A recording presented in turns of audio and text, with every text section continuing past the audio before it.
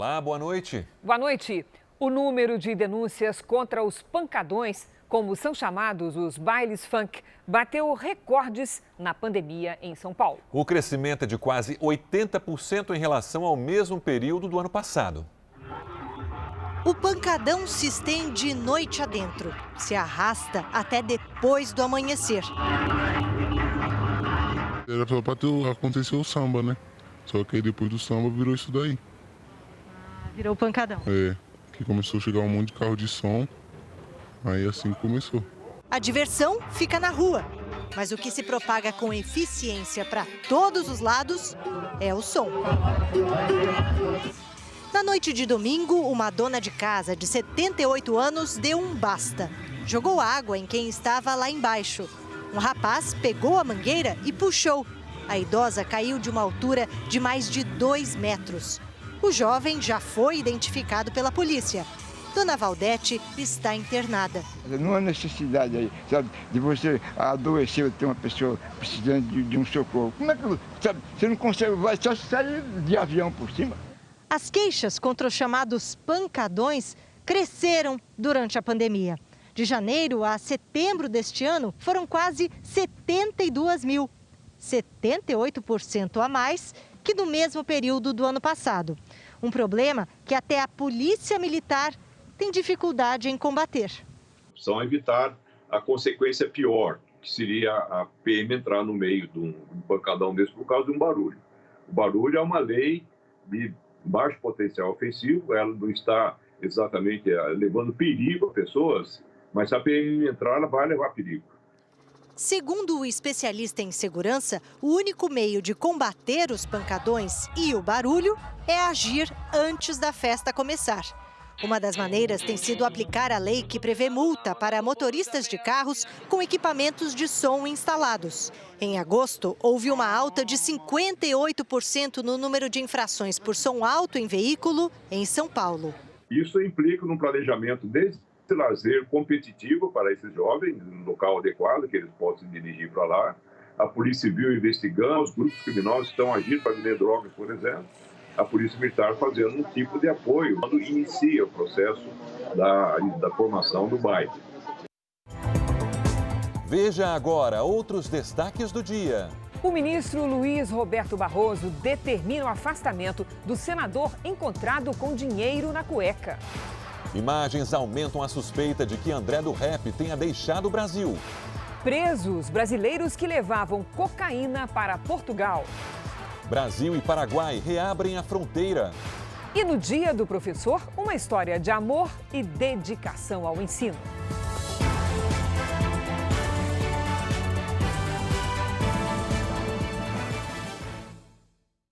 Oferecimento: para os desafios do presente, experimente o futuro com o Bradesco.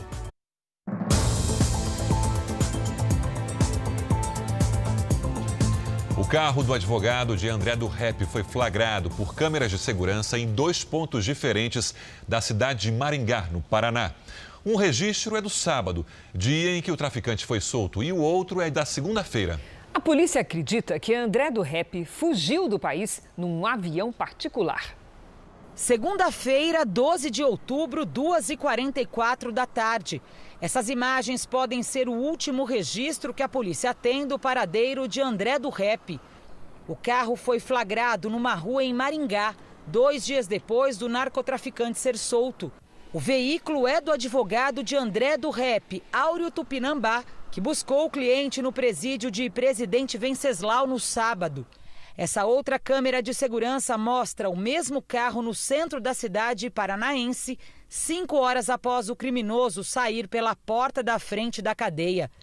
O traficante, que estava preso desde setembro de 2019, foi solto depois que o ministro do Supremo Tribunal Federal, Marco Aurélio Mello, concedeu um habeas corpus. A decisão foi derrubada pelo presidente do STF, Luiz Fux. O advogado do traficante disse que ele deixou o cliente num hotel de luxo em Maringá. Áureo Tupinambá voltou para São Paulo num voo comercial, mas o carro ficou no Paraná. A polícia acredita que André do Rap tenha usado o veículo para fugir. Os investigadores também suspeitam que antes da fuga, André do Rap tentou despistar a polícia.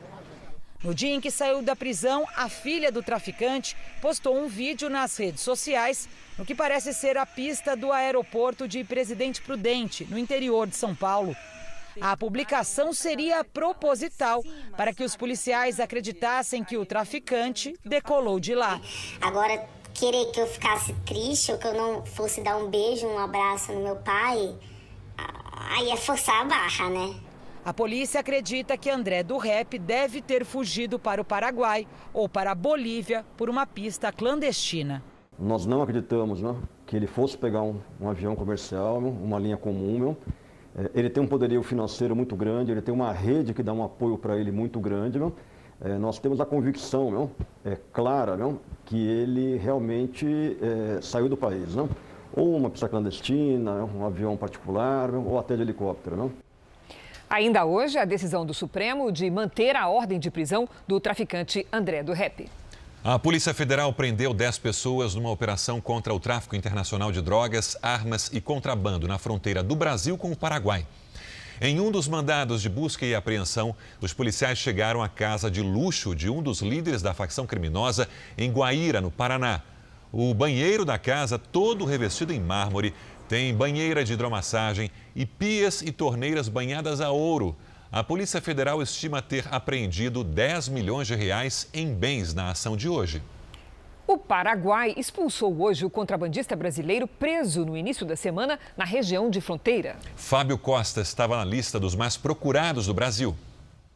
O contrabandista foi levado da capital, Assunção, para a cidade do Leste, na fronteira com o Brasil. Antes de ser entregue às autoridades brasileiras, o criminoso passou pelo posto de controle migratório. O Ministério Público já tinha entrado com o processo de extradição, mas o governo paraguaio queria agilidade e optou pela expulsão do criminoso. Fábio Costa, também conhecido como Pingo, é considerado um dos chefes do contrabando de cigarros paraguaios na fronteira. Ele é ex-policial militar daqui de Mato Grosso do Sul e estava na lista dos criminosos mais procurados do Brasil. O ex-PM foi preso no início da semana no Paraguai, enquanto tentava se esconder na churrasqueira da casa e que dava acesso a um cômodo secreto. O contrabandista também é suspeito de subornar policiais rodoviários com o pagamento de propina para facilitar a passagem da mercadoria. Fábio estava foragido desde 2018. 3 brasileiros e 2 portugueses foram detidos em Lisboa por levarem mais de 170 quilos de cocaína do Brasil para a Europa em um jatinho. A polícia acredita que eles pertençam a uma rede de tráfico internacional de drogas. A droga avaliada em 40 milhões de reais estava distribuída em 8 malas de viagem. Segundo a Polícia Judiciária de Portugal, o material foi encontrado em um jato particular de matrícula brasileira que fez a rota Brasil-Portugal diversas vezes. O diretor da polícia explica que essa foi uma alternativa para o transporte da droga, já que com a pandemia, a quantidade de voos comerciais entre os dois países foi reduzida. As organizações criminosas que se dedicam a este tipo de atividade são dinâmicas e rapidamente se foram readaptando a esta nova realidade. Os criminosos foram surpreendidos pela polícia ao chegar aqui no aeroporto de Lisboa. O jato foi apreendido. Essa é a primeira vez que isso acontece em uma operação contra o tráfico de drogas aqui no país. 2 portugueses e 3 brasileiros que se passavam por executivos e realizavam supostas viagens de luxo foram detidos. A polícia acredita que os suspeitos façam parte de uma rede de tráfico internacional. Por isso, a investigação continua. Ela começou há 3 meses e conta com a ajuda de autoridades brasileiras. Vamos aos números de hoje da pandemia de coronavírus no Brasil. Segundo o Ministério da Saúde, o país tem 5.169.386 casos de Covid-19. São 152.460 mortos. Foram 713 registros de mortes nas últimas 24 horas. Também entre ontem e hoje, 30.633 pessoas se recuperaram. No total, já são 4.599.446 pacientes curados e 417.480 seguem em acompanhamento. E o ministro das Comunicações, Fábio Faria, foi diagnosticado com Covid-19. Ele está com sintomas leves.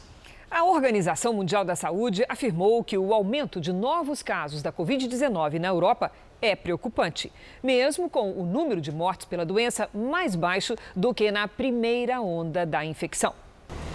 O continente tem atingido cerca de 100 mil novos casos de coronavírus por dia. Para conter a disseminação, o diretor da OMS para a Europa, Hans Kluge, afirma que os países devem intensificar as medidas restritivas.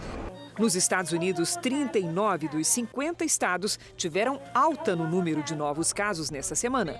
O país lidera o ranking de infectados no mundo com 8 milhões, dos quais mais de 5 milhões já estão recuperados.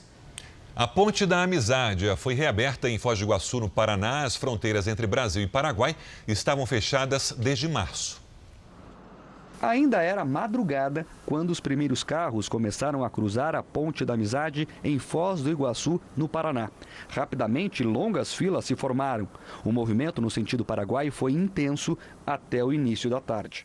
Volta tudo ao normal, né? A vida de todo mundo, que a gente mora em Presidente Franco, que é no Paraguai, mas eu trabalho no Brasil, então eu tive que ficar lá, me virar por lá até abrir a ponte novamente, né? Também foi reaberta a fronteira de Ponta Porã, no Mato Grosso do Sul, com a paraguaia Pedro Juan Caballero. As fronteiras estavam fechadas desde março por causa da pandemia. Pelas regras do governo paraguaio, os brasileiros só podem entrar no país vizinho de carro e circular em uma faixa de até 30 quilômetros. A volta ao Brasil tem que ser no mesmo dia da entrada. O governo paraguaio diz que a fronteira ficará aberta por 15 dias. Mas, se nesse período os casos de coronavírus na região aumentarem, ela pode ser fechada novamente. Já as autoridades brasileiras não colocaram qualquer restrição para a entrada de paraguaios. Estrangeiros e paraguaios agora podem cruzar a fronteira para o Brasil. Então, ela continua com as restrições com relação a outras localidades, mas não mais com relação à fronteira do Paraguai. Então, tudo volta a ser como era antes. A ex-deputada Cristiane Brasil deixou há pouco a prisão no Rio de Janeiro. Além dela, a Justiça mandou soltar também Pedro Fernandes, ex-secretário estadual de Educação. Vamos ao Rio de Janeiro ao vivo com a Renata Loures, que tem as informações. Renata, boa noite. Oi, Sérgio, muito boa noite para você e também para quem acompanha a gente. A determinação é da 5ª Câmara Criminal do Tribunal de Justiça do Rio de Janeiro. A decisão estabeleceu medidas cautelares para Pedro Fernandes e Cristiane Brasil. Eles ficam proibidos de manter contato com pessoas ou empresas envolvidas nas investigações, não podem sair de casa durante a noite e precisam se apresentar à Justiça uma vez por mês. Os dois foram presos em setembro durante a Operação Catarata, que investiga supostos desvios em contratos de assistência social do governo do estado e da Prefeitura do Rio de Janeiro. Os desembargadores também mandaram soltar outras 3 pessoas investigadas na operação. Sérgio, Cris. Obrigado, Renata. O Supremo Tribunal Federal decidiu por 9-1 que André do Rep deve voltar à prisão. O traficante está foragido. Os ministros Carmen Lúcia, Ricardo Lewandowski e Gilmar Mendes votaram a favor da decisão pela qual André do Rep deveria ser preso. Lewandowski, porém, acha que o presidente Luiz Fux não poderia derrubar a decisão original de Marco Aurélio Mello. Gilmar Mendes criticou o sistema de distribuição do Supremo, já que a relatora natural do pedido de liberdade de André do Rep seria a ministra Rosa Weber. Mas o caso acabou encaminhado ao ministro Marco Aurélio Mello. O presidente da corte afirmou que serão estabelecidas novas regras para a distribuição de processos. Hoje ainda sairá um ato da presidência cuidando de todas essas questões que Vossa Excelência agora menciona. Desistência da distribuição, prevenção de competência só ouvida a presidência, distribuição fora do horário só ouvida a presidência. O único voto favorável à libertação de André do Rep foi do ministro Marco Aurélio Mello, responsável pela soltura do traficante no sábado. Continuo convencido do acerto da liminar que implementei. E se alguém falhou, não fui eu. O ministro também fez duras críticas ao presidente Fux. Para admitir-se esse superpoder pelo todo-poderoso e autoritário presidente. Autoritário no que caçou uma decisão de um colega. Na sessão de hoje, Fux encarou críticas e ministros menos dispostos a tolerar a derrubada de decisões individuais. Ele pontuou novamente que o caso foi excepcional, porque envolveu a libertação de um traficante perigoso. O Supremo também definiu que o término dos 90 dias de prisão preventiva não deve resultar em libertação automática de um preso. Vamos agora com a opinião do jornalista Augusto Nunes. Boa noite, Augusto. Boa noite, Cristina, Sérgio. Boa noite a você que nos acompanha. A sessão realizada pelo Supremo Tribunal Federal nesta quarta-feira lembrou uma peça de ficção. Por 6-0, formou-se a maioria que decidiu o seguinte: deve continuar preso um super bandido que já está solto, talvez fora do país, depois de sair da cadeia graças ao habeas corpus que conseguiu no STF. André do Rep, aliás, saiu da gaiola todo vestido de branco para avisar que não precisou arrastar-se por túneis de terra ou canos de esgoto para continuar atropelando o Código Penal em liberdade. Reprises desse absurdo serão evitadas se o Supremo deixar claro que o vencimento do prazo de 90 dias para a revisão de prisões preventivas não liberta automaticamente o acusado. Em vez disso, o juiz do caso deve ser instado a revê-lo com urgência. Também chegou a hora do imediato restabelecimento pelo Congresso da norma que permite o início do cumprimento da pena depois da condenação em segunda instância. Se essa regra estivesse em vigor, André do Rep estaria pagando seus pecados num presídio de segurança máxima, não saboreando a vida de supercriminoso bilionário. Ainda nesta edição, polícia investiga se fábrica clandestina de munição estava a serviço do crime organizado. E na série especial, uma professora do Ceará que não vê obstáculos para chegar aos alunos.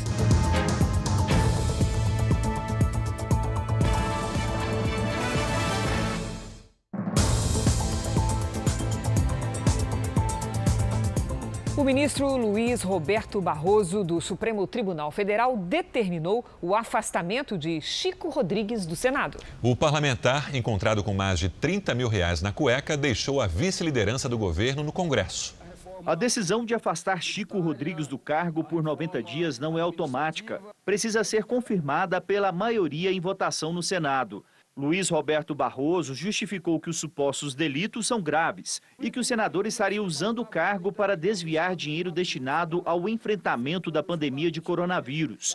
Chico Rodrigues, eleito em 2018 pelo estado de Roraima, foi alvo de operação da Polícia Federal e da Controladoria Geral da União. Os agentes foram até a casa do parlamentar em Boa Vista e apreenderam dinheiro e documentos. Segundo a Polícia Federal, foram apreendidos no cofre da casa do parlamentar R$10 mil e $6 mil.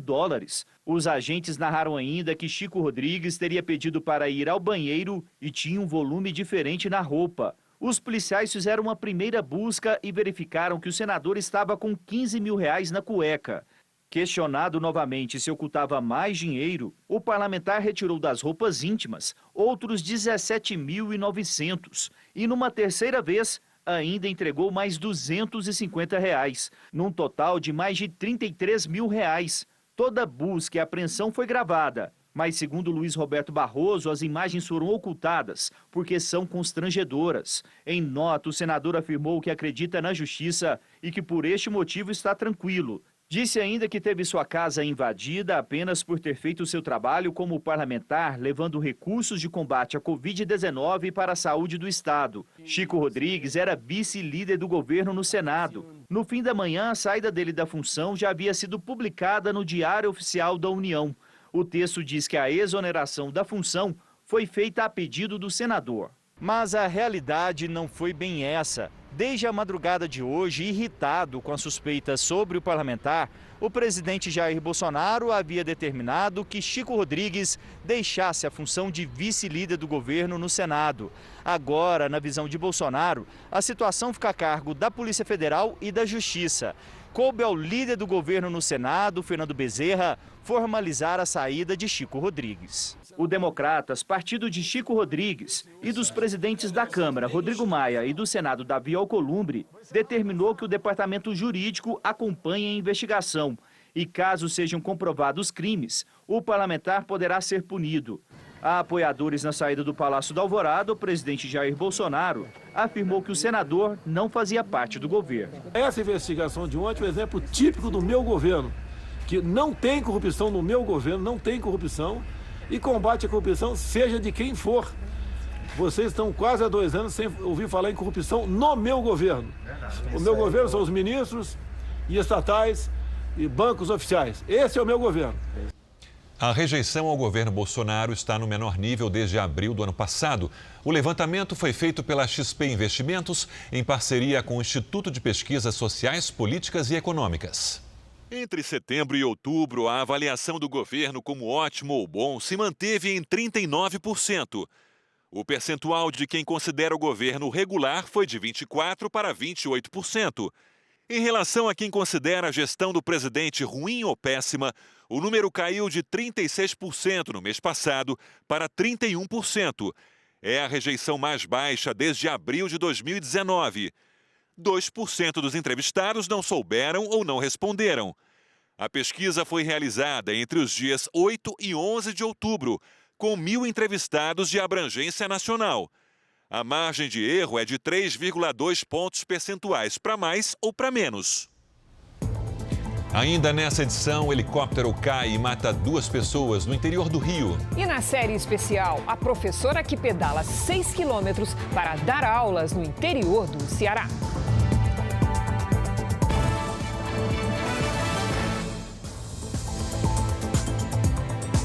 Uma nova pesquisa do Instituto Real Time Big Data, contratada pela Record TV, mostra que Celso Russomano e Bruno Covas disputariam o segundo turno em São Paulo se as eleições fossem hoje.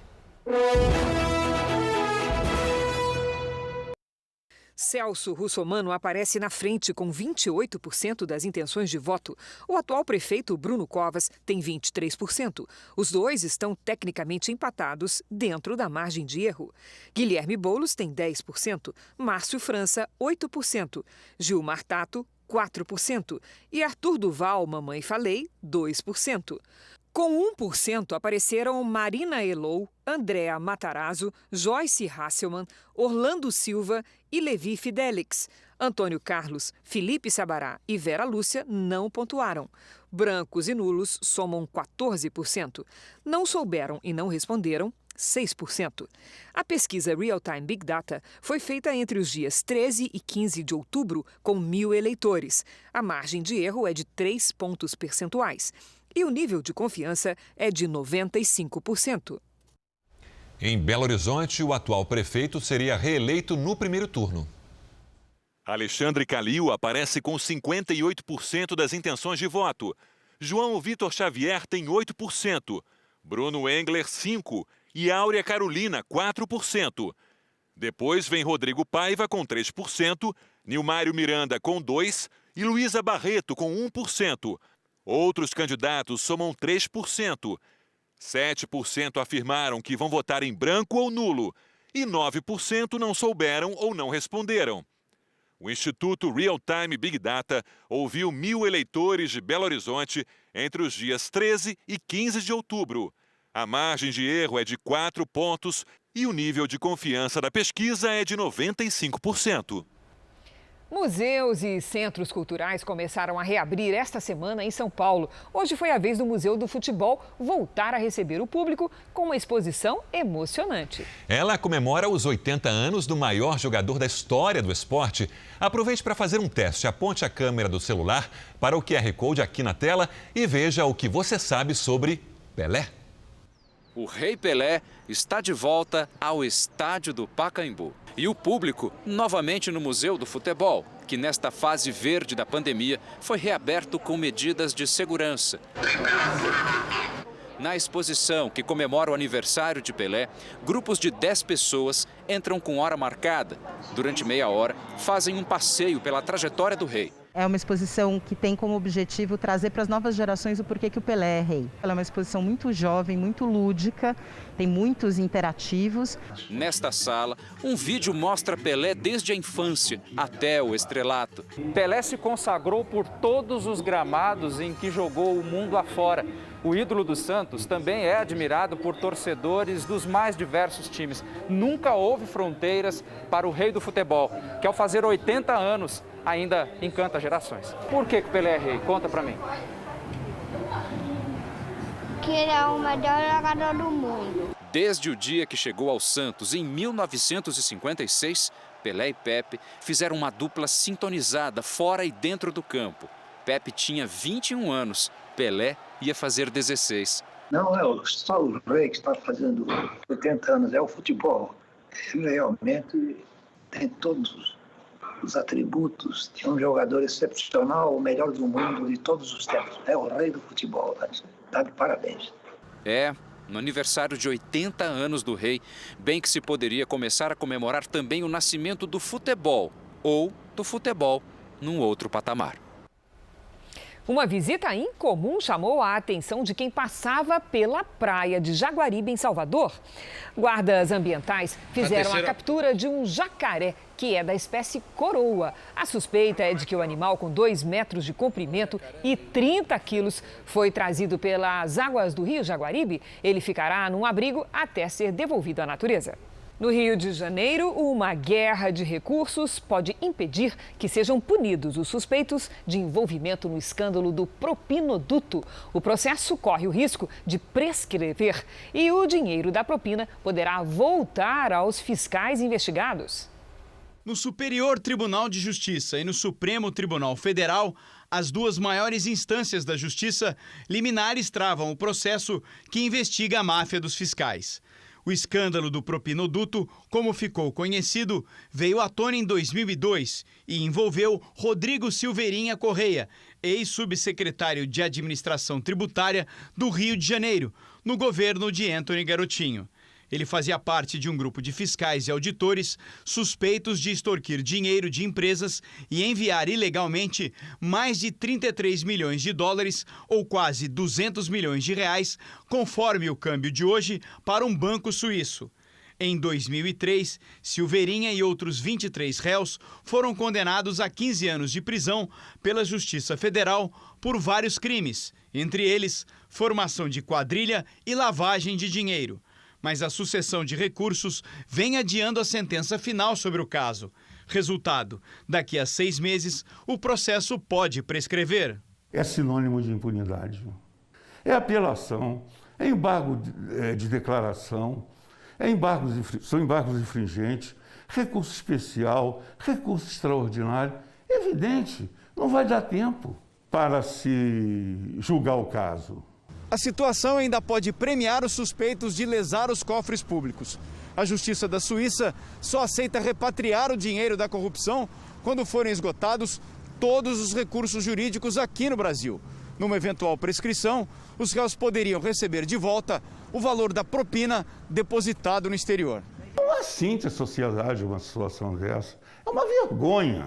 Corrupção, lavagem de dinheiro, tanto que o dinheiro está no exterior, e, no entanto, os criminosos serão recompensados. Ou seja, o crime compensa quando é praticado pelos poderosos. Nós entramos em contato com o advogado de Rodrigo Silveirinha Correia, mas não tivemos retorno. Os demais envolvidos negam as acusações. Armas pesadas, 4.000 munições e mais de meia tonelada de chumbo. Esses eram apenas alguns dos itens encontrados numa fábrica clandestina de São Paulo. O dono disse que montava o material para esportistas, mas a polícia acredita que o cliente mesmo era o crime organizado. O sobrado da zona leste da cidade de São Paulo poderia explodir a qualquer momento. A gente pode ver que a estocagem aí das espoletas, bem como da pólvora, estavam completamente desprotegidos. Pelas regras de hoje, cada atirador esportivo pode comprar até 20 quilos de pólvora por ano. Foi o total apreendido na fábrica clandestina. Se a pólvora tivesse entrado em contato com as espoletas, gerando combustão, o imóvel teria voado pelos ares. era uma fábrica de munição. Na aparência, improvisada, mas reveladora de conhecimento técnico. A partir de uma liga de chumbo com estanho, o responsável fabricava vários calibres. Ele fecha, né, faz o derretimento com aquela peça e depois ele tira as rebarbas aqui. Foram apreendidas quase 25 mil peças para montar munição. Só de chumbo, mais de meia tonelada. No imóvel também foram encontradas 14 armas, caixas de munição de uso exclusivo do Exército, 4.600 munições e quase 15 mil projéteis, muitos deles restritos. Estas .50 são para armas capazes de perfurar blindados leves e derrubar helicópteros. Preso em flagrante, o ocupante do imóvel disse que só vendia munição para tiro esportivo, mas a polícia suspeita que ele seja fornecedor do crime organizado.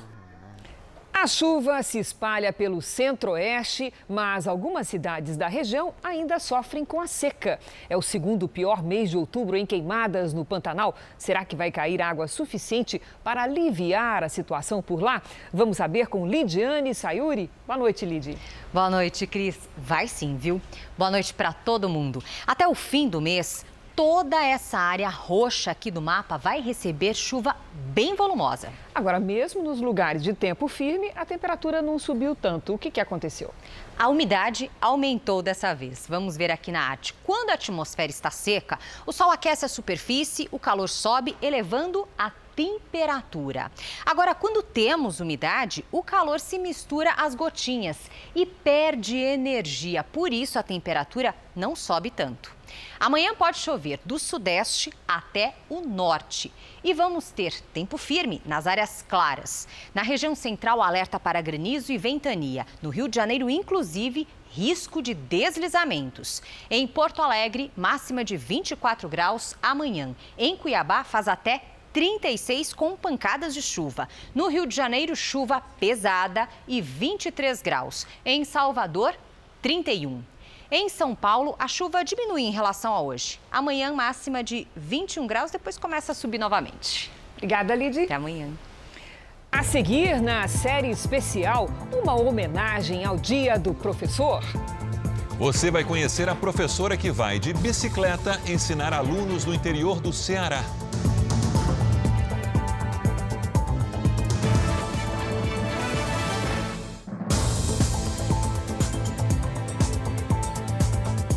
O Japão vai realizar 3 jogos de beisebol com o estádio praticamente cheio como teste para os Jogos Olímpicos de Tóquio. Serão quase 30 mil pessoas no estádio de Yokohama, onde as 3 partidas vão ser disputadas entre outubro e novembro. As autoridades usarão câmeras para identificar torcedores sem máscara e analisar o fluxo de entrada e saída de pessoas. O Comitê Olímpico Internacional, o COI, já garantiu que os jogos vão acontecer mesmo sem uma vacina contra o coronavírus. O dólar fechou em alta de 0,48%, cotado a R$ 5,62. A elevação é atribuída à cautela dos investidores quanto à economia mundial e também à do Brasil. A Bolsa de Valores de São Paulo fechou em queda de 0,28%, com 99.054 pontos. Educação infantil, saúde, qualidade das ruas e calçadas, valor da tarifa do ônibus, tudo isso é de responsabilidade do prefeito. Qual é a prioridade aí onde você mora? Em novembro, mais de 5 mil governantes serão escolhidos por meio do voto nas eleições municipais.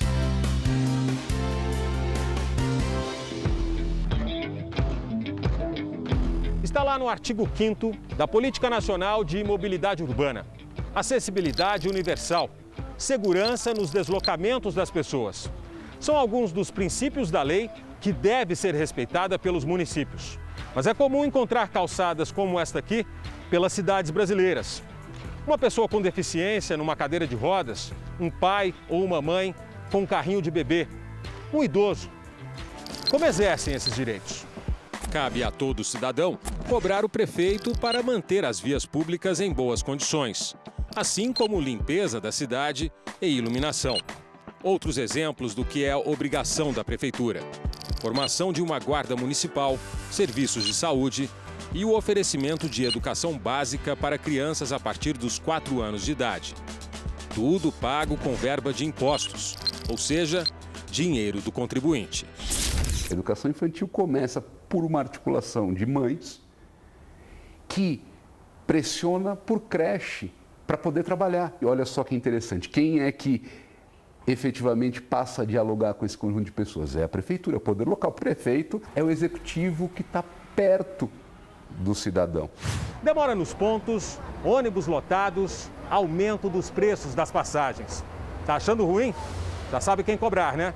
A prefeitura é obrigada a oferecer transporte coletivo de qualidade para a população. Quando o serviço é feito por uma empresa particular, cabe à administração municipal dar a concessão, fiscalizar as linhas e as condições dos ônibus. E o reajuste da tarifa só acontece com a autorização do prefeito. Um trabalho que pode ser comparado ao do síndico de um condomínio. Além de cumprir leis aprovadas por uma assembleia e submeter as contas a esse órgão, no caso as câmaras municipais, é preciso criatividade para diminuir custos e melhorar a qualidade de vida dos moradores.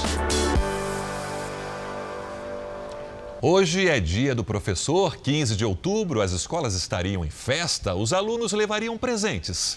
A pandemia adiou a comemoração, mas não as homenagens a essas pessoas tão importantes em nossas vidas. Lá em Betânia do Cruxati, no Ceará, tem uma prof daquelas que não medem esforços para educar.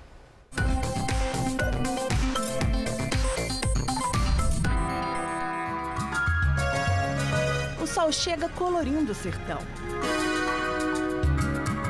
O dia que amanhece será de muito trabalho.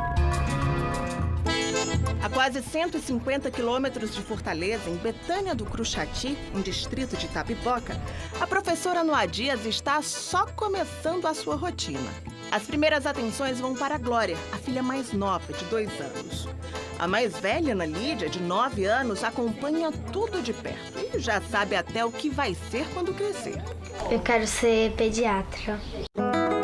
Depois das tarefas de casa, a energia de Noa Dias será toda para sua grande paixão, o ensino. A primeira faculdade foi de pedagogia. Os alunos, eu tenho orgulho quando eu apresento, né? Cada um deles, eu digo, olha, esses aqui são os meus alunos. Eu espero que eles tenham um orgulho também de mim, de dizer, aquela é a minha professora. Ela se especializou em educação inclusiva. O encontro de logo mais será com um daqueles estudantes que enchem o coração dela de alegria, Evair. Com a pandemia, as aulas presenciais foram interrompidas. O garoto não tem acesso à internet. O jeito é percorrer os 6 quilômetros que separam Cruxati do povoado de Pedrinhas. Noa Dias segue de bicicleta por um caminho nada fácil, mas que ela enfrenta de bom humor. Eu vou aqui desfrutando da paisagem. É bonita. As subidas são um desafio, assim como a vegetação árida ao redor. Estou chegando aqui num trecho que eu amo de ver. É um córrego seco. Em época de chuva ele passa água aqui das pedrinhas. Muito bom essa descida. O percurso demora cerca de 40 minutos. Tem trechos que a areia é tanta que Noa Dias só consegue passar se for empurrando a bike. Eu canso no meio do caminho, mas quando eu lembro que lá numa casinha simples, na frente daquelas casas tem 4 pessoas me esperando. Então, eu peço a Deus mais um pouquinho de força para me continuar.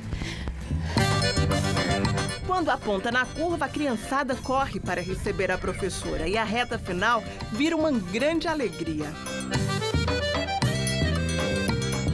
A professora encontra a sala de aula improvisada pela família logo na entrada. Todos já vão para os seus lugares e as atividades começam. Quando a Noa Dias chegou à casa do Evair, ela percebeu que outros 3 irmãos estavam sem acompanhar as aulas. A pedagoga, então, decidiu acolher as outras crianças. E as aulas agora incluem planejamento para 4. Os meninos ficavam curiosos, né? Eu ajudo eles, né? E assim, um de cada vez, né? Para que eles tenham um bom resultado. Noa Dias mantém o distanciamento seguro dos alunos. Passa álcool nas mãos e a máscara ela usa com transparência para permitir o sorriso e a melhor compreensão. Você vai fazer seu nome bem bonito, viu? Vai, bem bonitinho, ó. Tô fazendo aqui, ó. O banco é improvisado, de aro de carro e tijolo. A lousa, uma pranchinha. Uma palavra, alho. Evair acompanha atento e interessado. Consegue identificar as sílabas com precisão, até que surge uma palavra. B-O. Bom. N-E. É. Bo, né? C-A. Gá. Muito bem. Vamos lá? Bo. Neca. Boneca. Devagarzinho, o garoto com retardo mental evolui nas letras e na socialização. Bem legal, viu, Evair? Que você consegue. Você é muito inteligente. Muito bem, Evair. Para Noa Dias, essa é a verdadeira razão de estar ali. Acontece uma troca de experiência. Isso tanto é importante para o aluno com deficiência, quanto para o aluno que não tem deficiência, porque eles crescem como pessoa. Acompanhando tudo está a Dona Rita. A agricultora e a professora se reencontraram nessas aulas no alpendre da família. Elas foram colegas de turma quando crianças. Rita parou de estudar ainda na 4ª série. Por isso, hoje, faz questão que os filhos prossigam. Já sabe as letrinhas, já descobre as letrinhas do ABC todinho, já fala o nomezinho dele completo. Já são 9 filhos, já 2 terminaram. E se Deus quiser, os outros é de terminar tudo igual os 2 primeiros, né? Após o lanche, é hora de seguir viagem. Tchau! Já de volta à Betânia do Cruxati, Noa Dias entra no espaço improvisado na papelaria do marido. É ali, nos fundos, que começa a aula seguinte, dessa vez virtual. Oi, Madá! Tudo bem, Madá? Oh, coisa linda, minha filha, você tá tão linda! Essa é uma coisa natural dela, né? De uma mulher guerreira, que tem amor àquilo que faz. Ela ama fazer educação. As despedidas são com o chapéu de couro do avô vaqueiro. Calma! Foi com ele que a professora sertaneja aprendeu que a vida, nos momentos mais difíceis, se enfrenta assim, de peito aberto e muito amor no coração. Obrigada, minha linda! Te amo, amo todos vocês, viu? Tchau, obrigada. O Jornal da Record termina com essa linda homenagem. A edição de hoje na íntegra e também a nossa versão em podcast estão no Play Plus e em todas as nossas plataformas digitais. Parabéns aos professores desse país. À 00:30 tem mais Jornal da Record. Fique agora com a novela Amor Sem Igual. A gente se vê amanhã. Até lá. Boa noite e até amanhã.